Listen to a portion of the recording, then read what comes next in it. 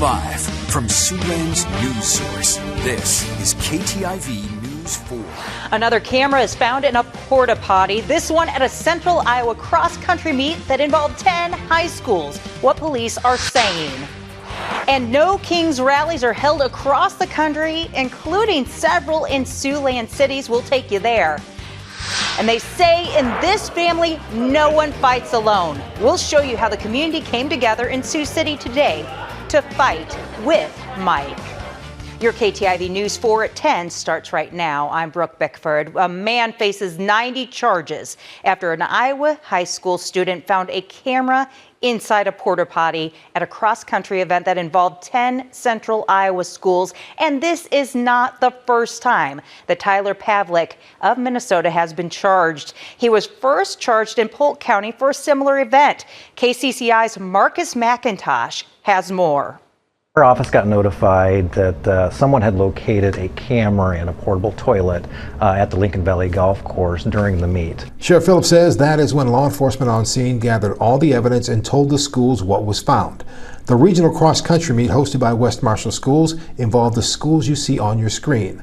The sheriff says the camera was in the porta potty for about an hour. So when you think about the age range of all the people who could be suspects here and the fact that somebody is videotaping them using the bathroom. You know, this is one of those crimes that in my 24 years in law enforcement, this is one of the worst of the worst. The investigation to locate potential victims began, an investigation that did not end in the county. So what we did is we put a bulletin out to the state of Iowa for anybody that would be able to recognize an image we did capture from the camera or had any specific crimes of this nature and similar crimes to where we could link crimes together to basically develop a suspect. Developing the suspect was aided by Des Moines police. We were contacted by the Des Moines detectives on October 6th. They had an incident that happened in Des Moines that was a similar incident, and the image was similar to what our was. Sheriff Phillips is confident any images captured stayed with the camera, but his fear is this crime did not begin or end in State Center or Des Moines. We are very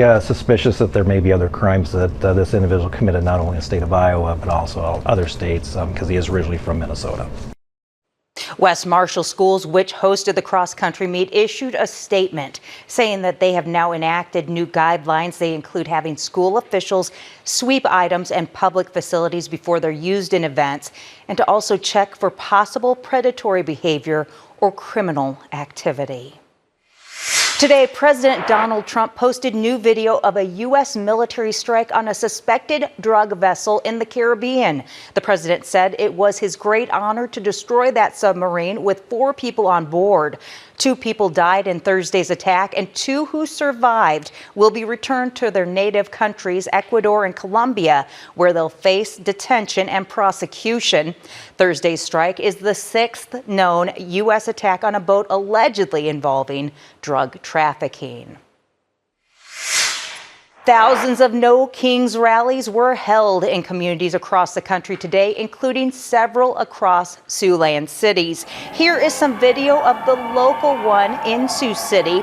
The protests come as immigration and customs enforcement ramp up. Many Republican leaders are condemning those protests. We have the latest nationwide from Jen Sullivan tonight. Thousands of protesters gathering in cities across the U.S. Saturday to protest the Trump administration's policies that they claim are authoritarian. I want all of America to realize that the Declaration of Independence was about no kings, about our personal liberties, about free press. It's very powerful to be here right now. The demonstrations were dubbed No Kings protests. Marches happening against the backdrop of a government shutdown and tensions over immigration raids to crack down on illegal immigration. ICE raids in Chicago leading to weeks of protests, including this outside an ICE detention center Friday in Broadview, Illinois. We have masked goons roaming the streets, hiding their faces, abducting people. It's un-American, you know what I mean? It's just straight up anti-American. Protesters say they are also frustrated by recent National Guard troops being deployed to Democratic-led cities despite local leaders pushing back. The Trump administration says the move is to help fight rising crime and protect federal personnel and property. Well, I believe it to be unlawful and unconstitutional. There is not a rebellion going on. In June, similar rallies were held in cities across the country. Saturday's events, though, were even larger, with roughly 2,500 protests held coast to coast. Many Republican leaders condemning the rallies. We refer to it by its more accurate description, the Hate America rally. You're going to bring together the Marxists, the socialists, the Antifa advocates, the anarchists, and the pro-Hamas wing of the far-left Democrat Party. That is the modern Democratic Party. I'm Jen Sullivan reporting.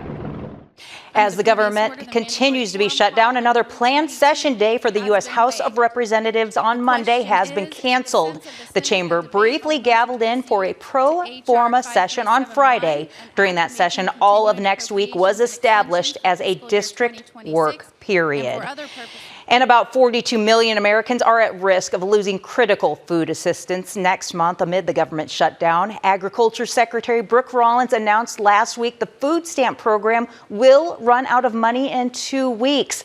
About 1 in 8 Americans receive help buying food through SNAP. We're taking a live look right now at Denison, where we have clear skies, and it's getting chillier out there, definitely, at 10:19. Joining us right now, First Alert forecaster Elizabeth Breen is out winning some Emmys tonight, I think. But joining us is Adriane Stamer. How are you? I'm doing well. I'm also rooting for KTIV tonight, yes. So we're stacking up some awards. Yeah. So it's been a pretty good night, but Very we exciting. are unfortunately getting a bit cool out as well. We have had a couple of showers also make their way through Siouxland today, but we are about normal for this time of year when it comes to a high. We had a high of 63 today here in Sioux City, our normal being 62. Again, satellite radar showing those showers moving out of the area as we speak. Again, we should be in the clear as we get into the overnight hours. Looking at our Ottawa camera, you can see those winds. You can see that flag flying there in the wind. Spencer, looking like a beautiful night there, looking pretty clear. Our Denison camera, same situation. You were getting some rain earlier, same with our Sioux City Blackbird Bend Casino camera. Temperature-wise, most of us are sitting in those 40s. Denison and Tacoma, you are still holding on to those 50s, but the rest of us here are in those 40s. O'Neill, you're out there at 39, so you're starting to get into those 30s. Our morning lows were quite cool. As you see, we were in those 40s. For the next 12 hours, we will be in those 40s, falling into those 30s as we get into the overnight hours. We do have that frost advisory for Western Siouxland, as well as that freeze warning. I'll have those details on what that may look like coming up here soon. Thank you so much. Well, a local group held a banquet this evening to raise money to help area students. The Sioux City branch of the NAACP held its annual Freedom Fund banquet at the Sioux City Convention Center. The keynote speaker for that event was James Carter. He is the president-elect of the National Bar Association. He's from New Orleans. The money raised at this event goes towards scholarships for area high school students who plan on attending college or trade school, or even those who plan to serve in the military.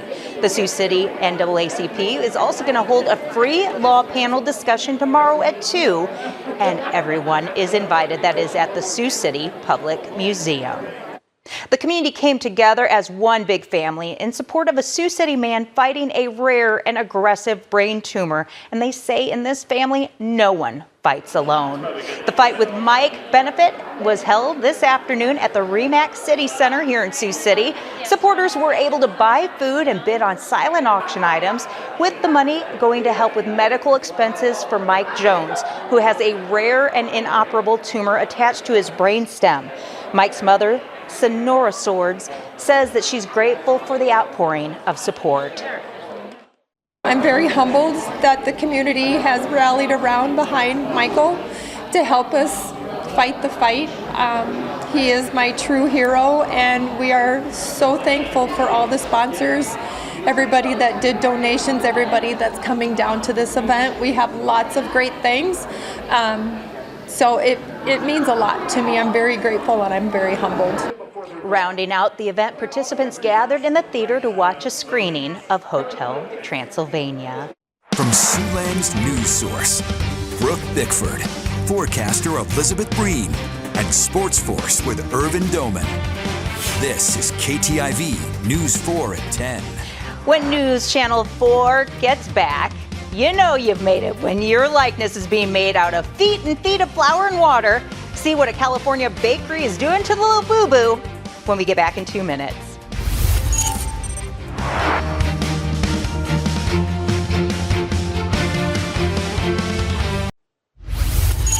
We are taking a live look over South Sioux City, and the riverfront looks so peaceful and beautiful. It is a little chilly at 47 degrees at 10:25, but I'm sure there are some Hawkeye fans out there having some fun on the riverfront, maybe just downtown. It had to happen. Someone went ahead and made a 300-pound Labubu sculpture. This one's called La Van Van. He's a towering work of art made completely out of bread, created by Chef Catherine Pervin and her team. Now, La Van Van is a play on words, of course, has something to do with bread, I'll just show you that, and has been greeting many excited customers at one house bakery in California. Pretty cool display, actually. I just think it's amazing what you can do with bakery items. He will be on display through Halloween. A cold night is in store here for Siouxland. How cold exactly? I'll have those details coming up here soon.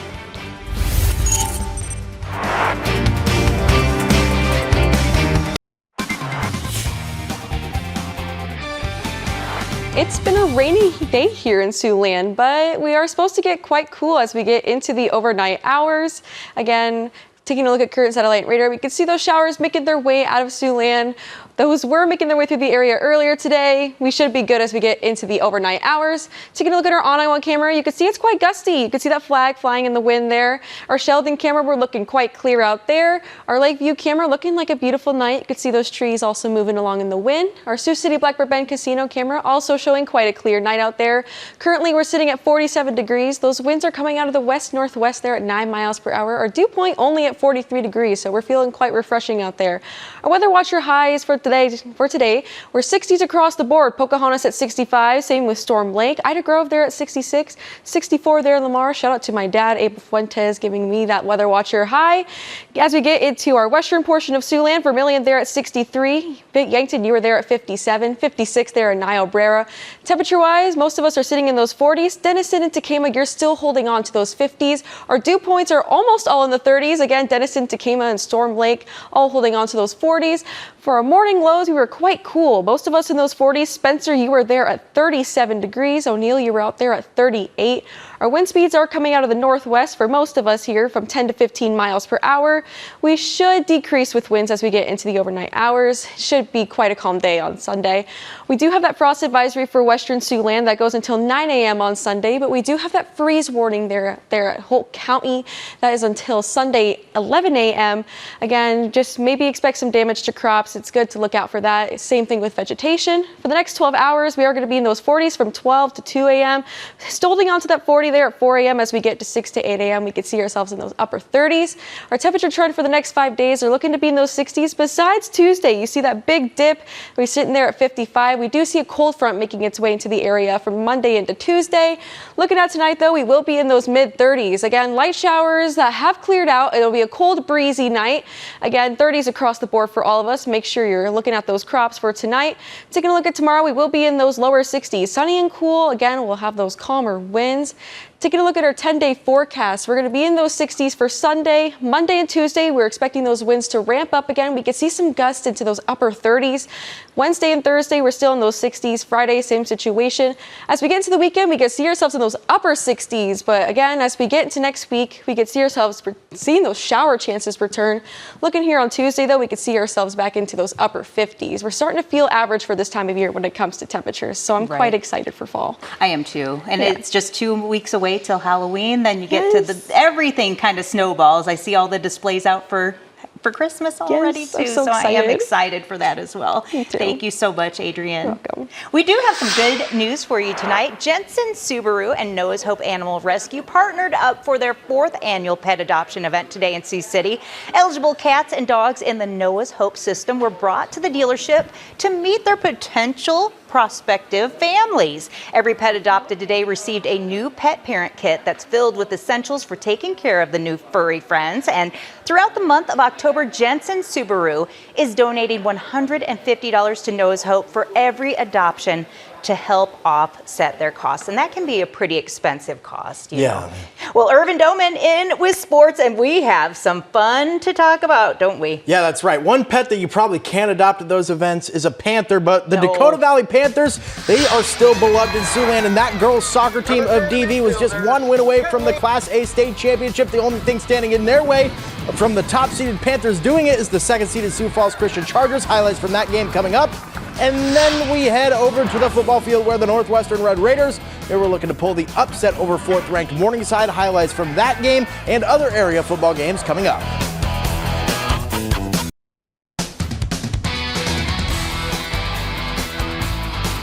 Welcome back. The stage was set for the Class A Girls State Soccer Championship over in South Dakota. The top seed Dakota Valley Panthers and the second seeded Sioux Falls Christian Chargers, they would tangle on the pitch over in Rapid City. Now the players, they had to deal with some chilly and windy conditions out at Sioux Park. Early going here, Dakota Valley's Isabella Mihango, she sends the ball in. The Panthers with a chance, but Neely Stanford is there to stop that ball and pick it up.